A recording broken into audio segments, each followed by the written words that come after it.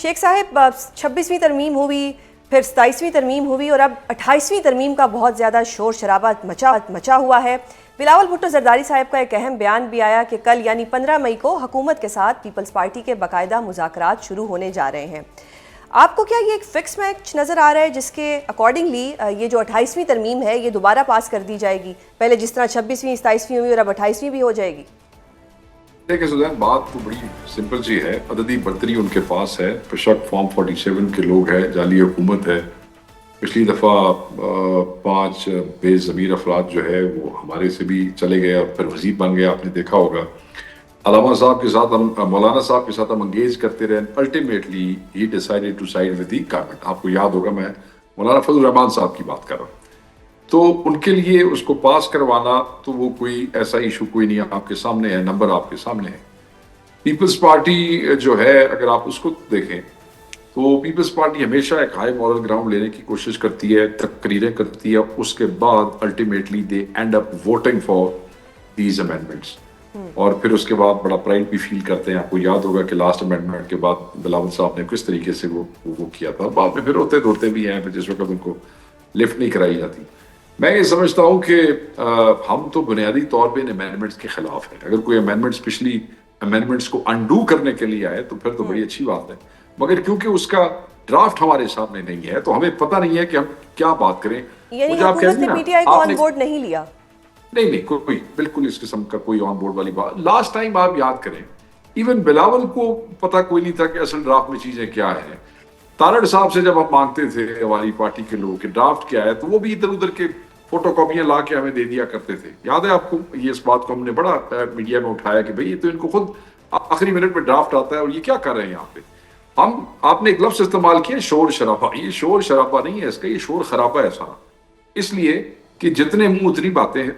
अब कुछ लोग हैं जो मीडिया के ऊपर बैठ के क्या कह रहे हैं जी कि 28वीं तरमीम के अंदर हेल्थ और एजुकेशन जो है वो वफाक डिमांड कर रहे हैं। भाई कॉमन सेंस, 35-40 हजार स्कूल है पंजाब में, कई हजार है सिंध में, कई हजार है इधर आपके इसमें केपीएम बलोचिस्तान में। डू यू रियली थिंक कि वफाक जो इस्लामाबाद की एक छोटी सी एजुकेशन मिनिस्ट्री जो है उसको नहीं रन कर पाते, तो वो पूरे हजारों स्कूल जो है वो उसको इस्लामाबाद से बैठ के कंट्रोल करेंगे? हेल्थ इनके कौन से हिसाब किताब से और किस तरीके से हेल्थ के BHU से लेके DHQ से लेके RHC से लेके किस तरीके से ये तो मुमकिन ही नहीं है।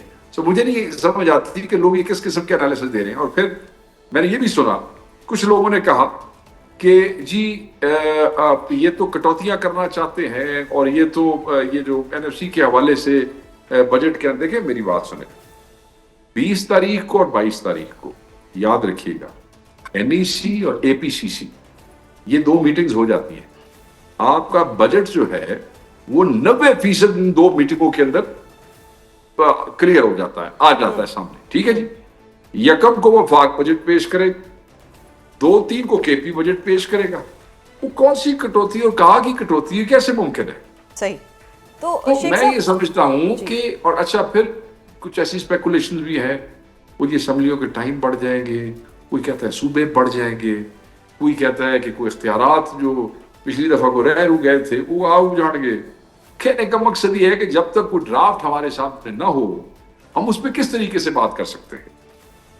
मैं ये समझता हूं कि इन तरमीमों ने, पिछली तरमीमों ने अदलिया को एग्जीक्यूटिव के इफेक्टिव कंट्रोल में दे दिया और हम ये समझते हैं कि इस वक्त हमारे साथ जो नाहक हो रहा अदालतों में उसकी वजह भी ये तरमीमें हैं।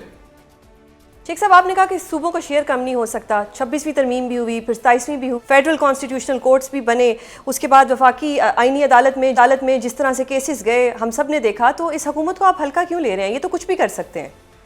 नहीं, मैं हल्का मैंने आपको पहले ही कह दिया कि अददी बर्तरी इनके पास है और वो बर्तरी बेशक 47 वालों की है, मगर नंबर इनके पास है, उनको नंबर का इशू कोई नहीं है। शेख साहब, फिर ऑपोजिशन अब क्या किरदार अदा करेगी? किस तरह से प्रेशर बिल्ड किया जाएगा? आवाज उठाएगी, इजलास में खप डालेगी, इजलास को नहीं चलने देगी, अपना पॉइंट ऑफ व्यू लोगों के सामने लाएगी।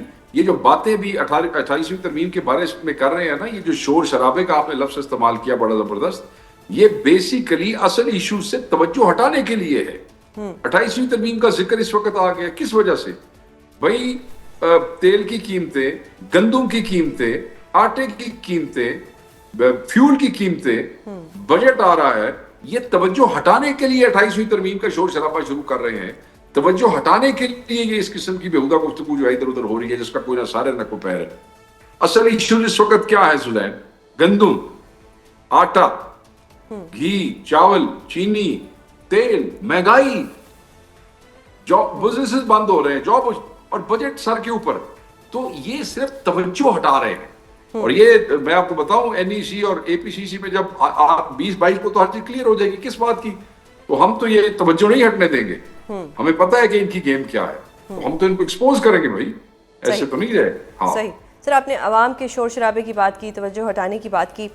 विद ड्यू रिस्पेक्ट, कल एक नहीं वो आपने शोर शरारत का लफ्ज इस्तेमाल किया। जी बिल्कुल।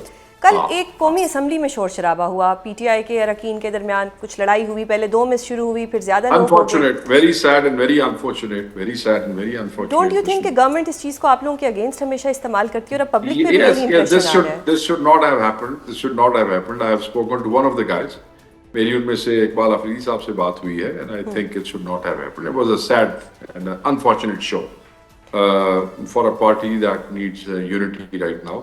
वो बस फ्रस्ट्रेशंस होती हैं और कई दफा टेम्पर्स ऊपर नीचे हो जाते हैं, तो बस ठीक है। बट वो चीजें बाद में दोस्तों ने उसको वहीं सेटल कर दिया। सही। लेकिन शेख साहब, अब ये इस तरह अगर लड़ाइयाँ होती हैं पार्टी के अंदर, जो कि पहली दफ़ा नहीं हुई, तो अब पार्टी के पास कोई इसका सोल्यूशन होना चाहिए, कोई स्ट्रेटजी होनी चाहिए। क्या कहेंगे आप इस पे? देखिए, यूजुअली यही होता है, पार्टी मैच्योर लोग हैं, 10-10 लाख के लोगों के नुमाइंदे हैं, पार्टियों ने इसके ऊपर क्या स्कूल का मॉनिटर तो लगाना नहीं है। इस किस्म की सिचुएशन, ये तो एहसास खुद करने वाली बात होती है। ये जो सिचुएशन जब राइज होती है, उस वक्त बैठ के फौरी कोई सेटलमेंट हो जाती है। सेटलमेंट क्या है? बस सॉरी कर के एक दूसरे को माजरत करके चले जाते हैं अपने का। नहीं होना चाहिए। वो मैं अगेन कहूँगा, it was a poor show और हमें उसकी तकलीफ है, मगर खुशी इस बात की है कि दोनों दोस्तों ने बाद में एक दूसरे के साथ बैठ के जो है दूसरों की मौजूदगी में मामला रफा दफा कर दिया। तो हम हुकूमत को ये मौका नहीं देना चाहते कि वो हमारी। अच्छा शेख साहब, मसला थोड़ा सा अगर इसका बैकग्राउंड देखा जाए, तो जो आपके पार्लियामेंटेरियंस हैं वो हमेशा ये गिला करते हैं कि उन्हें पार्लियामान में बोलने नहीं दिया जाता, उनकी बारी नहीं आती, और जो पार्लियामानी लीडर हैं वो भी इस चीज़ को इंश्योर नहीं करा पाते। जिम्मेदारी तो देखें पार्लियामानी लीडर की ही है, तो I don't know whether he was there और नॉट।